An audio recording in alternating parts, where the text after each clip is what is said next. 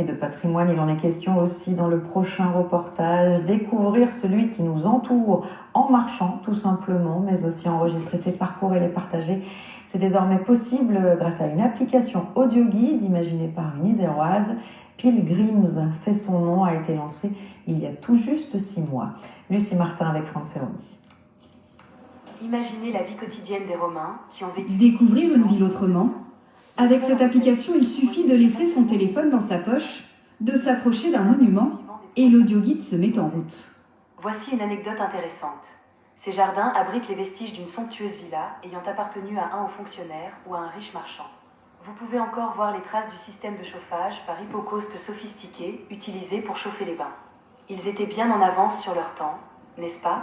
Et là-bas... Ça permet de choisir véritablement sa manière de visiter. En fait, on peut suivre le parcours de l'application, mais on peut aussi tout simplement flâner dans les rues et l'application automatiquement va nous donner, va détecter des points d'intérêt, des choses qu'on n'aurait pas forcément remarquées et nous faire un commentaire dessus. Donc voilà, il y a une certaine liberté dans l'utilisation que je trouve très intéressante. L'application a été lancée par cette Iséroise il y a 6 mois.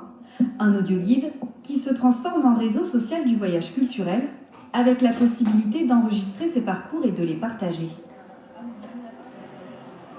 Alors nous, on utilise la technologie, notamment l'intelligence artificielle générative, ce qui nous a permis en fait de développer plus de 250 villes en France et dans le monde, donc on est dans 37 pays.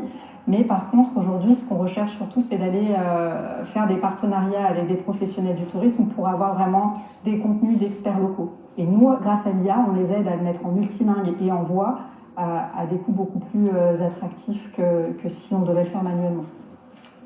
Selon sa créatrice, l'application ne vise pas à remplacer des guides professionnels. Elle propose plutôt une visite spontanée des villes près de chez soi.